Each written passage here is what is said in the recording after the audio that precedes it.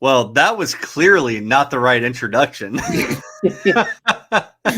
Yeah. Sometimes it gets a little difficult here, but so excited that you're all here tonight for the Late Night Gamecock Show. Not Inside the Gamecocks. If you'd like to watch Inside the Gamecocks, you can find that every Monday through Friday, 11 to 2 p.m. Alex Jones was actually on the show today. Hale McGranahan is a regular contributor as well. I'm on the show on Fridays. And JC, JB, and Phil do a fantastic job with that show. And then can't forget the golden tones of Mike Morgan. But we're happy to have everyone here tonight. It's a bye week, so it's kind of a weird time for Gamecock football fans and really Gamecocks in general because there's no sports to be had this weekend outside of soccer that I know of, Alex. Yeah, and the only thing, you got the baseball scrimmage this weekend, Air Force scrimmage at Founders, so that should be fun. They get 16 innings, going to have to fly over, and the parachuters coming in, so that should be a lot of fun. Yeah, and baseball season is going to be here before you know it. It's always weird when football gets like right past the halfway point. All of a sudden, now it's time for basketball and baseball, and especially women's basketball. And now Gamecock fans can be excited about men's basketball as well. And that's actually what we're going to start with tonight, Alex. From the basketball side, I know you've talked to a lot of the players here recently, done some interviews. Probably heard Lamont talk for a little bit here and there. But there was a secret scrimmage over the weekend, and South Carolina faced off against NC State. Alex, do you remember what the final score was that's been reported? I'm trying to pull it up right now. I think it was like 86-74 or something like that. It was, somewhere in that range, maybe like a 6 to 8 point win for South Carolina, somewhere in there. Yeah, and one of those things with these types of like secret scrimmages, and there's been a number of them across the country so far. Looking at it, and thank you to Alex for researching this, but want to give credit to Trilly Donovan. He is somebody that's on Twitter, and I think he has his own type of college basketball website, Discord, whatever you want to call it. But Tennessee actually defeated Davidson 81-63 in a secret scrimmage. Vanderbilt defeated UAB 93-89. Kansas State defeated Oklahoma 72-63. And then Xavier beat Dayton 98-74. These secret scrimmages are one of the things that I sit here, and it's been a long time that these things have not been secret. You kind of always know who's playing who and what day, and then all of a sudden all this information leaks. But like a secret scrimmage isn't really like a full game. It's not 40 minutes, with each team having X amount of timeouts per half. A lot of times this is a 40-minute scrimmage where there's situational basketball. And what I mean by that is there might be X amount of minutes or X amount of possessions that the coaches agree to predetermine to say, hey, we're trying to work on our zone offense. Can you please run a zone defense? And vice versa. Or, hey, we're trying to go man-to-man. Can you guys play man-to-man? And so like all these scores that I just mentioned, obviously South Carolina defeated NC State, Tennessee defeated Davidson, Vanderbilt defeated UAB, Oklahoma dropped it to Kansas State, and Xavier, who the Gamecocks play in the non-conference, defeated Dayton. You never know like what these coaches are doing, but as it relates to South Carolina, I can tell you that this scrimmage, from everything that I've heard, has been pretty much a 40-minute scrimmage. Like an actual game. I can tell you that Jamari Thomas, transfer, had a really good game. Probably going to be the starting point guard. Cam Scott looked pretty good. Nick Pringle had some moments. And the last thing I can tell you is like the last couple minutes of the scrimmage, and I don't know how many minutes it was because I wasn't there, but the Gamecocks held on to a lead with a lot of reserves playing a lot of minutes. So you can take that as you will. I'm sure there were situational things that happened in the scrimmage, and who knows what happened in the last 5 minutes. It might have been reserves on reserves. I don't know. It could have been freshman on freshman, and maybe the Gamecocks had a big lead. Maybe they didn't. Maybe they just outscored NC State the last 5 minutes of the game by 20. You just don't know. I can tell you that NC State's insiders have said that NC State had a number of starters or rotation players that were out, key contributors. But Alex, and you can speak to this a little bit, when you hear about these secret scrimmages, like the coaches kind of tell you what they want to get out.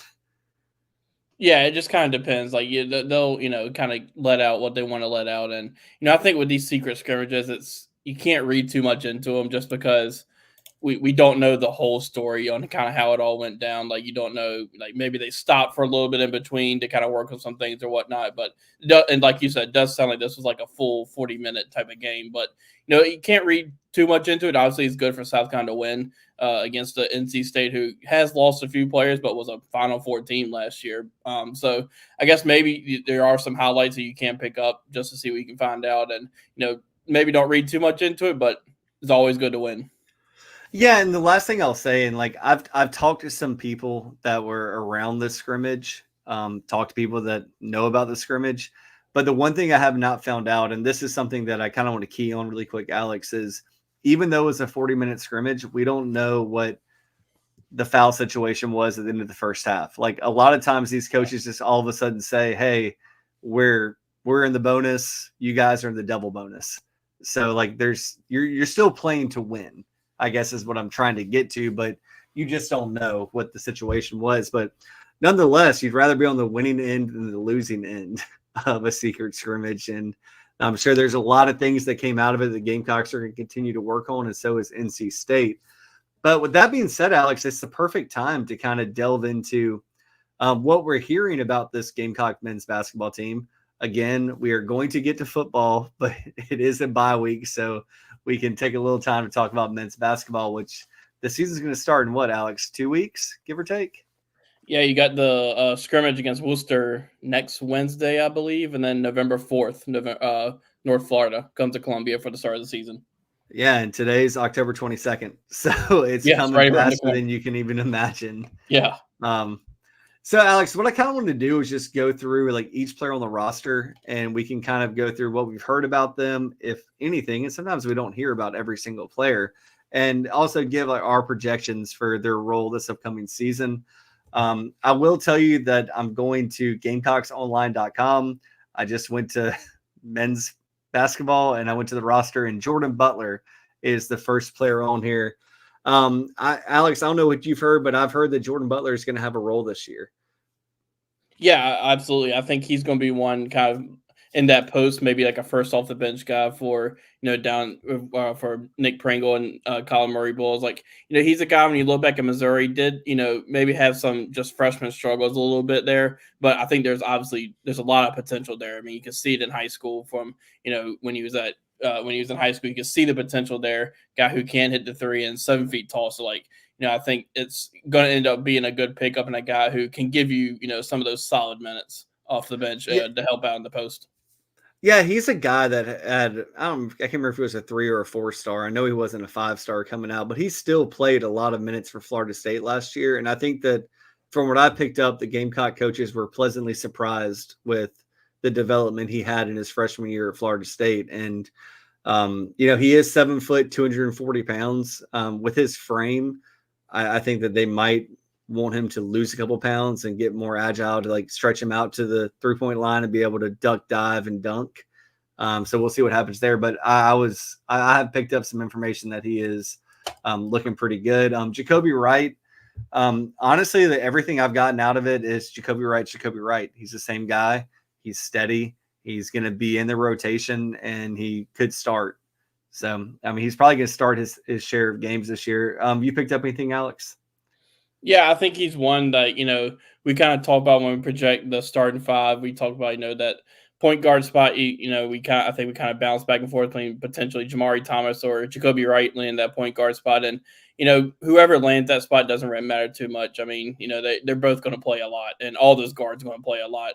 So I think he's a guy who, he's been around. He's going to be in another year of Lamont Paris' system. So you have to imagine he's feeling really comfortable in that. And, I think he's going to play, even if he's coming off the bench, maybe in that 6-man type of role, he could be really good.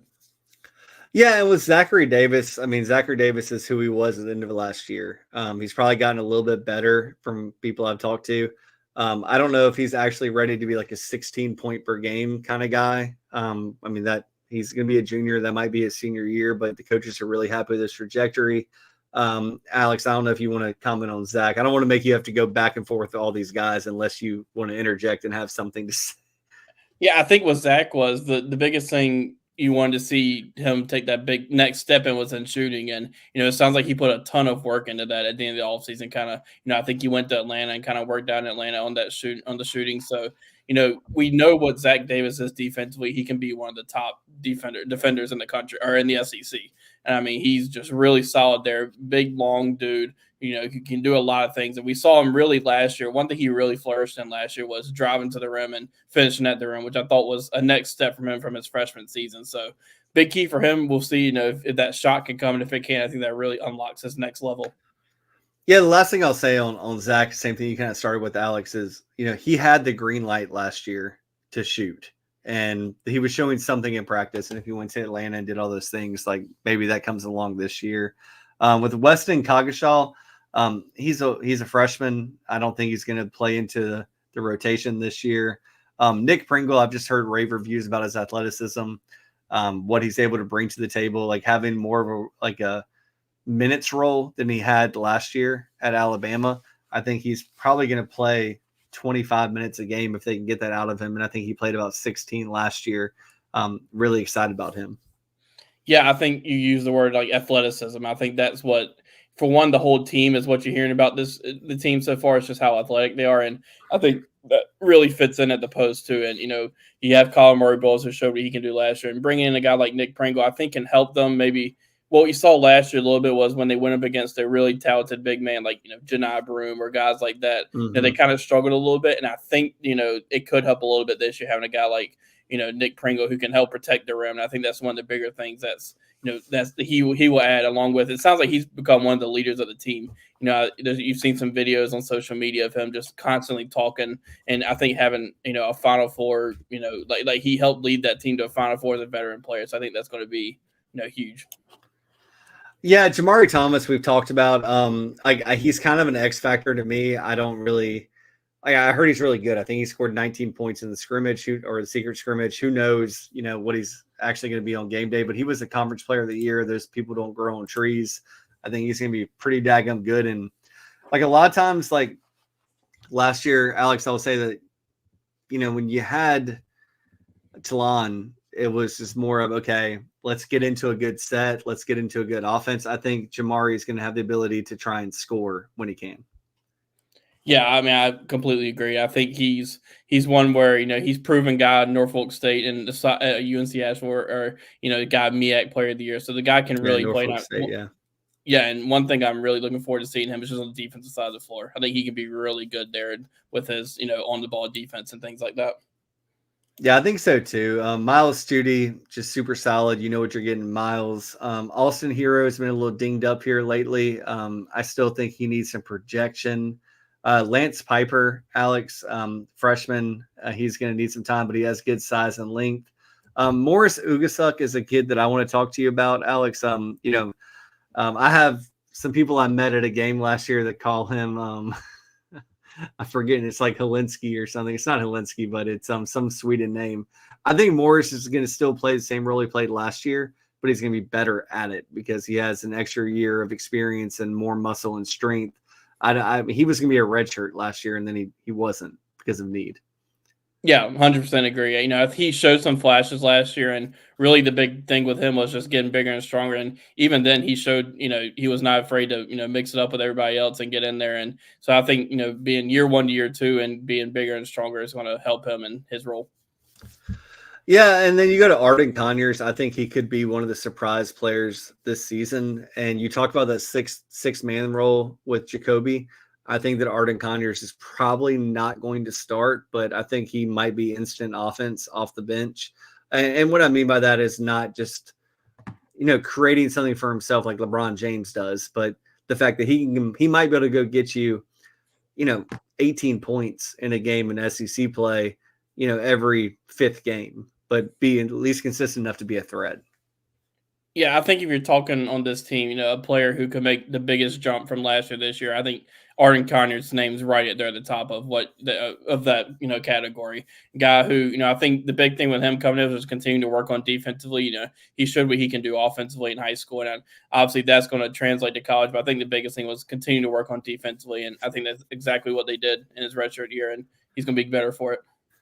Yeah, I saw Craig just asked on Chat Row, how big and tall is Arden Conyers? He's asking about size. Arden Conyers is 6'7", 212. That's what he's listed at on the official roster on GamecocksOnline.com. And he's every bit of that. Like, if you put him next to Zachary Davis, they look they could be identical twins in a lot of ways, just from a body and physique standpoint. Yeah, that was the biggest thing. We got to watch an open practice in the summer and saw him, and I was like, wow, he looks a whole lot different than he looked his freshman year in that redshirt year. So he obviously put a ton of work in the weight room and I think he looks really, really good. Well, I'm going to let you talk about Cam Scott, Alex, because you've had a lot of interviews with players and they've kind of told you how they feel. So go ahead on Cam Scott. Yeah, I mean, it sounds like he's made a pretty seamless transition to college ball, and I think he's one. When you talk to some of the players yesterday about him, one of the things that kept being brought up was just how quick he learns. It seems like he makes that freshman mistake, but doesn't make that same mistake twice. And one thing I'm really looking forward to seeing is just when he's on the court, his passing ability. I think that's something that may not get talked about enough in his game. You talk about his scoring from what he did at Lakeland High School, and guy can shoot. But one thing I'm really looking forward to seeing is his passing ability. Is that's something they're going to have to kind of I guess create this season, losing Talon Cooper and Miji Johnson. Jamari Thomas can be that guy too, from what I've seen in the highlights. But I think Cam Scott can really fill that role too, and I think he's in line to play a pretty key role this year. Yeah, when you talk about, and I saw somebody had a comment up here. Oh, it's Craig. What's up, Craig? 2 comments. Awesome. I'm gonna go and highlight this. But Craig has a good point, that 1-3-1 with Davis at the top. One thing I will say is that Cam Scott has an innate ability with his length to get hands on passes and to turn a turnover into 2 points very, very quickly. So I will be excited to see how that 1-3-1 works this year. We'll talk a little bit more about the overall standpoint of the team, but I want to go and get through the last 2 players. Colin Murray Boyles, I don't know if there's much to say about Colin. Everyone knows who Colin is. Benjamin Boston-Verdonk, same thing. Everyone kind of knows what he is. Such a critical piece of this team, at least in a practice standpoint, because he is a body that will throw himself at you and make you work for every single possession and every single basket. But overall, the one thing I can tell you about this team right now is that there is depth and there is athletic depth. The coaches and the people around the program are very excited about the potential of this team. I can't remember what they were ranked in the preseason SEC poll, probably like 10th or 11th or 12th or something. But yep. I think this team will outperform those projections. And look, next week we'll talk more about what we think about what's going to happen in the non-conference and what's going to happen in SEC schedule and talk about other SEC teams. But to Jay Diz's point down there, South Carolina, I don't expect a drop off in the sense that it's going to be, back to an 8-21 season. I mean, there was a magical run last year, but I think the Gamecocks are still going to be pretty good, and I think they've earned the right to be considered one of the top 10 teams, 8 teams, 6 teams, 4 teams in the SEC, just depending on how the teams around them project. So really quick, Alex, what else do we have from Monday's Media Day? Anything else you want to touch on before we go to commercial break? Yeah, I've had a couple things up from Media Day so far, and one of the bigger things that I've kind of touched on so far was just what they've been saying about Cam Scott.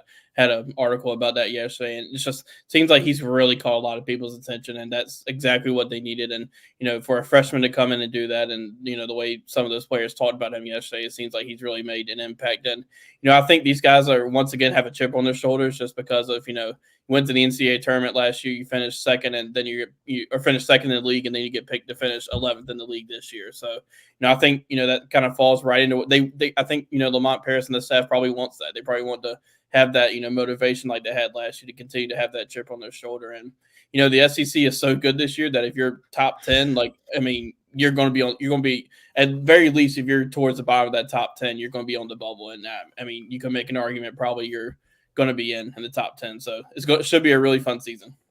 Yeah, absolutely. The SEC has ponied up in baseball, softball, women's basketball, men's basketball, and football. The SEC is going to have a seat at this table for the foreseeable future, and I think the Gamecocks have a great chance to go to back-to-back NCAA tournaments. And like I said, we'll talk about all of that next week and kind of give you a little deeper preview. And we're going to talk about basketball. Like, for those of you that were on this show with me last year, and Alex, you were here for a lot of it. Phil was here for a lot of it. We love basketball, and I'm going to get into the nitty-gritty, and we'll keep going with that. But real quick, we're going to take a commercial break, and I'm going to do a Halloween-themed commercial break because Halloween is right around the corner. I hope you appreciated that Halloween drop. It's one of my favorites. Halloween is the best time of the year outside of Christmas for me. I love watching all the scary movies, and doesn't hurt that my birthday is October 26th. So Halloween's always my favorite. But I think that, basketball, we can kind of tie a bow on that for right now. Women's college basketball, I was surprised that there were no Gamecock players on the women's side that were first-team All-Americans. I think it's another year where Dawn's going to have 10 to 12 girls that go out there and just beat the crap out of everybody, but did want to give them their love. Moving on to football. I know a lot of people love football, and we do too. So Alex, Oklahoma game takeaways. I think like the last thing that I have on this is just the fact that the Gamecocks defense played so well, and it's proven in the PFF football ratings for this past week. Yeah, I think yesterday Pro Football Focus came out with their national and conference teams of the weekend. Brian Thomas Jr. and Demetrius Knight were on the national team of the week, along with Nick Emenwarian. Brian Thomas Jr. may be a little bit of the surprise one to be on there because we know what Emenwarian and Demetrius Knight did. But, going back and watching the game, Brian Thomas, when he was in there, he created pressure pretty consistently. And, he's a guy who, we talk about depth on that defense. He's another guy who seems to just keep coming along at that edge spot. And then on the SEC team of the week, it was those three guys, and he had Bam Martin Scott and Jalen Kilgore, so 5 of the 11 defensive players on the SEC Pro Football Focus SEC defensive team of the week were South Carolina players, which shows just how dominant that performance was. Yeah, I mean, it was something that it was kind of wild to me to go on the Big Spur and social media and see people complaining. Like, I understand that, Dow Loggins is the bane of most people's existence that follows the Gamecocks, but I also saw people complaining about the special teams this year. And outside of, a couple missed long field goals, I don't really understand what you're complaining about. I think Joe DeCamillis has come in and really done a great job. And sometimes you have a 50-yard field goal kicker, and sometimes you don't. And, what are you supposed to do there? And that stuff's mental. I mean, I think special teams overall has been really solid. I mean, it doesn't seem like they've taken too much of a step back from, losing Pete Limbo. And, as you mentioned, I think Joe DeCamillis has come in and do a really good job. I mean, think about the onside kick they executed 2 weeks ago against Alabama. And, I mean, they've kicked in a pressure moment, by the way. That wasn't a random onside kick against Old Dominion. And it wasn't like it was your typical onside kick either. Like, it's like a little drop kick, really executed well. And so I don't think there's really much to complain about special teams wise. They've been solid pretty much in all units. Yeah, I mean, I understand a little bit of the frustration with the offense, but like I said on Sunday night's Rooster Rant show, you can go back and check that out. But the Gamecocks really didn't have to do anything offensively against Oklahoma past the 8-minute mark of the first quarter. So, it's going to skew a lot of, national stuff as far as, where you are in the rankings for total offense, all that kind of stuff. But total defense is looking pretty daggum good for the Gamecocks. And, look, we'll see what happens. I'm not saying everything's perfect on offense, and I'm not saying it's completely acceptable. But you take a win in Norman any way you can get it. Moving on, Alex, I want to talk quickly, if we can. Let's just look at the playoff picture. Gamecocks have played 7 games. Most teams have played 7 games. Where do you see the college football playoffs going? And I think the easiest way to do it is say who's a contender and who's not. And I'll start with you. I'm going to go team by team, and you just tell me through the top 25. And like I said, it'll be fast. I'm going to go quick here, but is Oregon a playoff contender? Yes. Yeah. Georgia? Yes. Penn State? Yes. You kind of hesitated. Yeah, we'll see. But right now, yeah. All right, so Ohio State has a loss, and this starts a lot of the teams that have a loss. Is Ohio State a playoff contender? Yes. Okay. So that's 4. Texas, playoff contender. Yes. Okay, that's 6. Miami.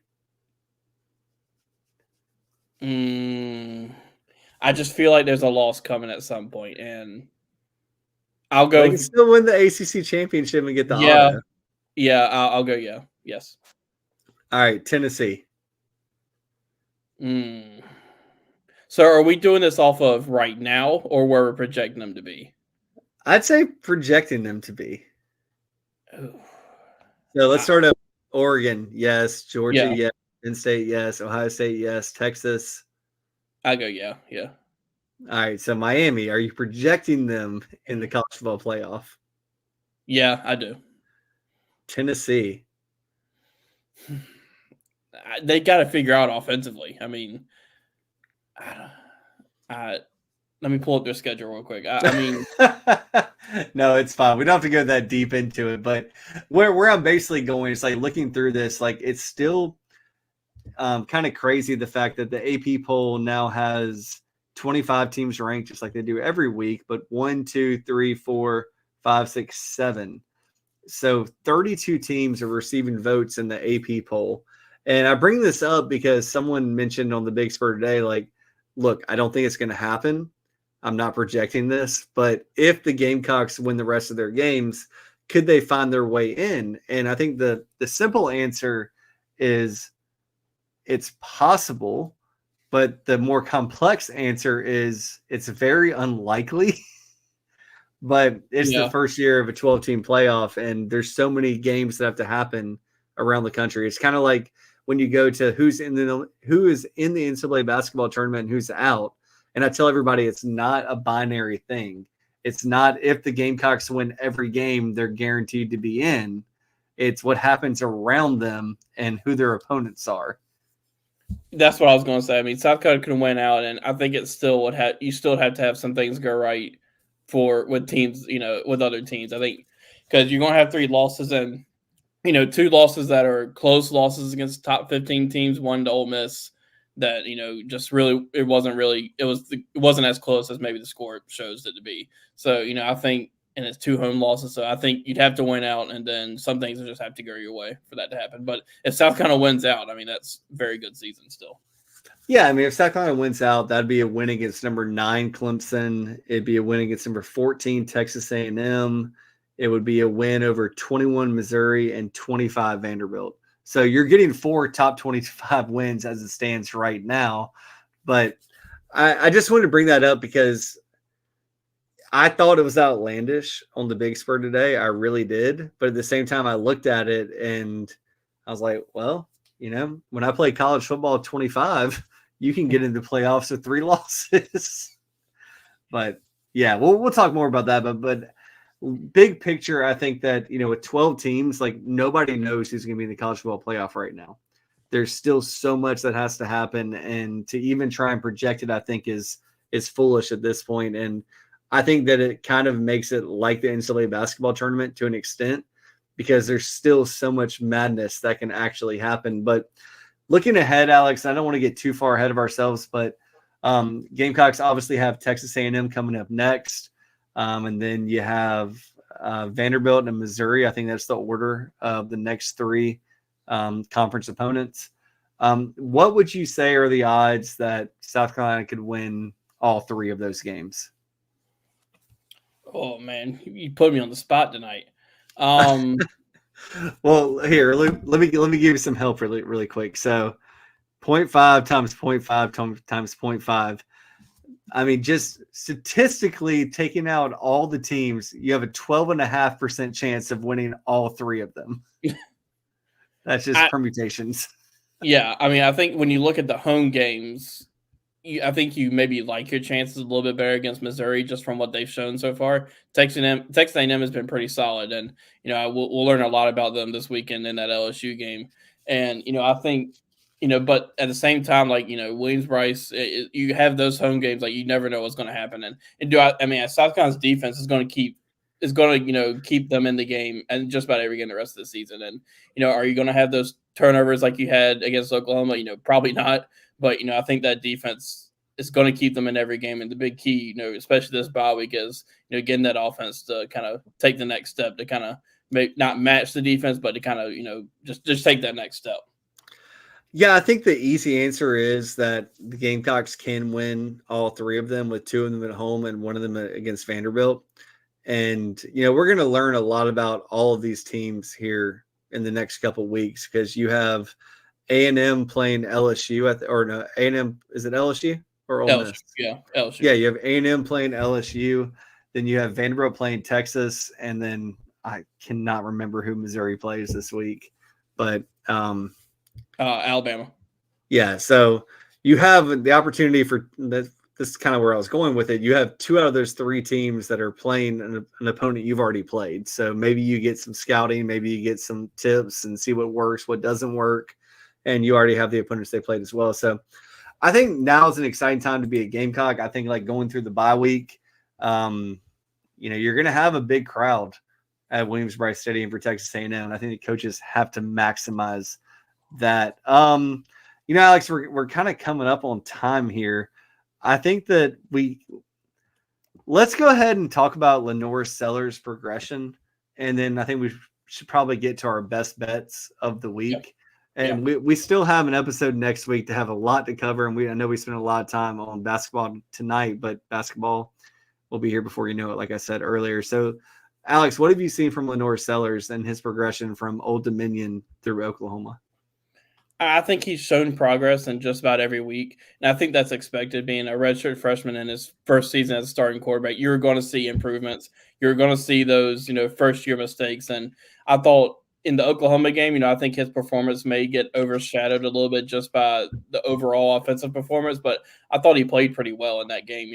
Big key for them in that game was don't turn the ball over, and they protected the football. He protected the football. He got sacked, I think it was 6 times, or maybe 5 times because Davis Bevel got sacked once. But, the key was in those sacks, if you're going to get sacked, protect the football, and he did. And when he had time to throw, I thought he looked really good. He was stepping into throws and made some nice throws and made good decisions. So I think he's shown progress in just about every week. And I think this week is going to be interesting with his bye week because he's going to be healthy in this bye week. And last bye week he wasn't because he was coming off the injury and still working to get back. So now he's going to have a healthy bye week to where he can really maybe reset a little bit and build on the good things in his game. And I think that's one of the best things about this particular college football season is the fact that there are 2 bye weeks. And the Gamecocks couldn't have asked for a better situation with a redshirt freshman quarterback. And not the fact that he's a redshirt freshman quarterback, but just the fact that he was injured and he had to go play. And now he's learning right now, through what happened then, and he wants the reps. I mean, I know Lenore's is one of the biggest competitors that I've ever had the pleasure of talking to, and so is his little brother, by the way. But yeah, I think that when you talk about what the Gamecocks have to do during the bye week, and we'll talk more about it next week, but just get everybody comfortable, get everybody healthy. The offensive line has to figure out what they're going to do if they're going to make any replacements. And then at this point in the season, especially with the reps Lenore has taken and where he's looked good, give him opportunities to look good going forward, based on the tape you now have. But Alex, with all that being said, let's go ahead and go to best bets of the week. I do want to recap, and I'm trying to find it. Oh, here it is. So last week, just for everyone keeping track, going into the week, Alex is 20-15. And like I said, continue to bet with Alex because this dude is crushing it. I was 18-16-1. So 20-15 for Alex, 18-16-1. Alex didn't have his best week, but he's still 22-18 on the season, which is making money. even with the juice in most cases. And I'm now 22-17-1. So competitive race, Alex, I would expect nothing less from you. And I'm just happy that I'm now able to, just be in your presence, man. Like, I feel like I'm actually doing something that I haven't done in a long time. All right, so you want me to go first on? Yeah, man. You go first. One second, I got to get my pen. We got to. Okay. All right. Down. First one I have is Ole Miss covers the 20-point spread over Oklahoma.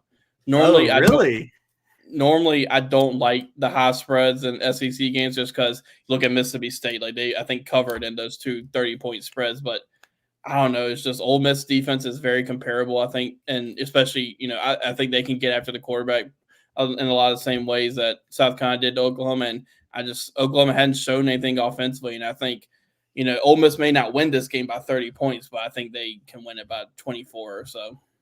So you're taking Ole Miss minus 20.5. Is that that's the line I saw earlier? Okay. 20.5 is somewhere in there. I'd take it out of the way.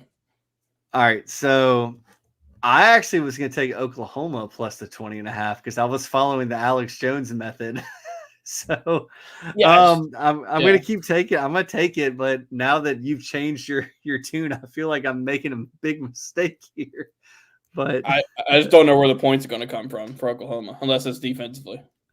Yeah, and my thought process was that Oklahoma just changed offensive coordinator. Sometimes you see a fire in them, and Oklahoma's defense did stifle South Carolina for a lot of the game. Now, I'm not saying that South Carolina's offense is a world beater, and obviously Ole Miss is the complete opposite side of the spectrum.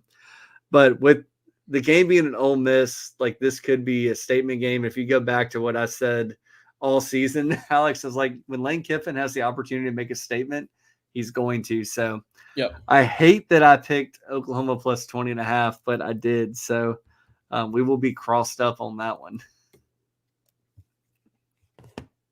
Yeah. So, all right. It was your turn. Yeah. Yeah. So I'll go ahead and so you have Ole Miss minus 20.5. I have Oklahoma plus 20.5. I have Texas minus 18.5 at Vanderbilt. So it's a 53.5 point over under.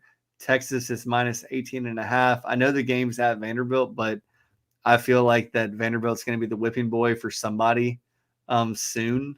And their schedule does not get any easier. And Texas is probably pretty angry about multiple things that happened in that Texas-Georgia game, whether it was right, wrong, or indifferent. So I'm going to take Texas minus 18.5. What about you, Alex? I thought about doing that same.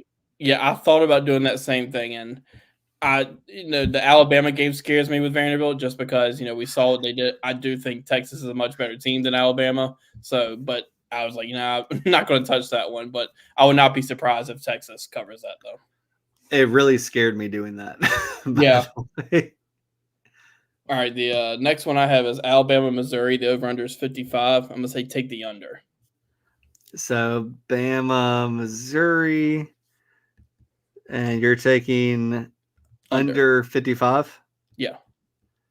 Okay, so that was another game that I had as well, and I had 55.5 on the over-under, and I was going to take the under as well. So I know it's anticlimactic, but sometimes you just got to be honest and do what you're going to say. So we're both there on that one, Alex. So if you guys want to lose money, bet what me and Alex did. If you want to make money, go the opposite. I mean, I don't. Yeah, those two offenses have been suspect, so I guess we'll see. Well, I'll go ahead and go with my next one, Alex. I don't know if you took this one or not, but the Auburn at Kentucky game, the over-under is 42.5, and Kentucky is a 2.5 point favorite. I really wanted to take Auburn plus 2.5, but I'm going to do something crazy and take Auburn, Kentucky over 42.5. I just think that both teams aren't great on offense, but at the same time, like at some point the well breaks and it might be a shootout, and especially at Kentucky, maybe it's Brock Vandegrift's game. It could be. It's just both of those offenses scare me just because Kentucky, they don't score a whole lot, haven't shown to score a whole lot, and Auburn, I mean, they haven't been good offensively, but I mean, it could be one of those games where you think both offenses aren't going to be great, but then they come out and score, take that Well, over. well, I also thought about like defensive scores in that game. And I Yeah. just said like 42.5 is just a low number for a college football game, but I'm probably wrong. So, there's that. I guess we'll see. All right, so I got the next one, Stanford Wake. The over-under is 54.5. I'm also going to be taking the under in that. Okay, so under 54.5, Stanford Wake. I don't know enough about either of these teams to comment, so I'll let you comment on that one, Alex. It's just kind of like the same thing with the game we just talked about. Like, I just don't know if the offenses are going to get in that game are going to get to 54.5. And I think Wake Forest's offense is probably a little bit better than Stanford's, but even then, I don't see that game getting there. So I'll take your word on it. The last one that I have here is, well, actually, let me ask you, Alex. Did you take Notre Dame Navy? No, I did not. Okay, so I'm taking Navy plus 12.5. The game is at Navy. The over-under is 52.5. I want Navy and I want Army to be in this at the end of the season. So this is a heart thing. It's not a mind thing. It's not a logic thing, but Navy plus the 12.5. I'm all about Navy winning that game. Like, I think that'd be awesome for, especially having those two in like the top 25. Like, that's awesome to potentially play a conference championship game and then have to play the normal game the next week. So, I mean, I'm all for it if Navy wins that one. So I think that's 1, 2. I got 5. What's your last one, Alex? All right. So the last you might have 2 more. I was about to say, I think I have 2 more. Yeah. Yeah. Go with your last 2. All right. So Oregon wins, but Illinois covers 21.5. Okay. Illinois plus 21.5. Like, honestly, Alex, I've been watching Oregon and like, yeah, they show up in big games, but they don't seem to cover in like the smaller games. Yeah, they did it last week, and unfortunately that was a loss for you on your pick, but yeah, like that was a surprise for me, and maybe that was just adrenaline, but I actually really like that one a lot because I don't think Illinois is bad, at least not as bad as who Oregon played. Who they play last week? Who Oregon? Yeah, I have it somewhere. Forgetting right now. But I mean, to that, I chose that one just because like Illinois, it feels like a game that could just kind of become a slugfest, really. And I think Oregon's going to win the game, but could be a game that's just close to the third quarter and maybe Purdue. They played Purdue. Yes. Yeah, it was Purdue plus 27.5. So no, I like that. I like Oregon plus. I like the hook. Anytime you get 21.5, I like that. So yeah, I'm probably going to back you on that one. What's your last one tonight, last Alex? one, Minnesota covers 4.5 over Maryland. Okay, so they Minnesota minus 4.5? Yes. Okay. Yeah, I mean, is Maryland good or are they not good? Like, I don't know. It's hard to tell. That's what makes it hard. Yeah, it's been so up and down, and I don't know. It feels like Minnesota. I think it's a home game too. I'm looking it up right now, but yeah, I think it is, and so I just feel like I could see them winning that game by like a touchdown. Really, I'm right there with you. So those are our best bets of the week. Real quick, I did see a comment in here from Craig asking, "Is Stoops back next year?" Craig, I'll be honest, I have no idea because he almost left last year. I don't know if Kentucky wants him back after like that flirtation, but I can't imagine he'd have to have a better job in Kentucky to leave, and then I think he has a buyout too. So yeah, I mean, I think kind of depends on how the rest of the season goes, but it just seems like I guess things. I mean, I don't know. You just hear all some of the comments he makes sometimes about NIL and stuff, and maybe he decides that enough's enough, or if another job comes open. But I don't know. We'll see. But the season hasn't been really going, I think, the way they thought it would. Yeah, and I actually kind of laugh at Stoops sometimes because he tried to fight a battle with John Calipari, and John Calipari got fired at Kentucky. Essentially, didn't get fired. He left for Arkansas, but he would have been fired the next year. So we'll see what happens to that athletic director and everything. And then, yeah, Craig, the Florida guys and Napier, we'll talk about that as we get more into the season and everything becomes a little bit more concrete. That is a very fluid situation. But one thing I do know is the Beamer is safe. So that's a good thing for South Carolina because he's recruiting his tail off, and his team always finds a way to get better in November. So we hope that continues this year for all Gamecock fans. But with that, this is the end of the Late Night Gamecock Show. We appreciate all of you for joining us tonight. When you hang out with us, you give us the most valuable thing you have, which is your time. And we never take that for granted. And we thank you for it. For myself and for Alex, we will talk to you, I guess, in a week. Yeah. Yep. Yeah, because we're no Sunday or no Rooster Rant show on Sunday. Alex and I will be back here on Tuesday. We'll probably pop into Inside the Gamecocks here and there, but we appreciate all of you so much, and we just hope you have a great rest of the week and enjoy the bye week. We will see you soon. Have a great night, everybody.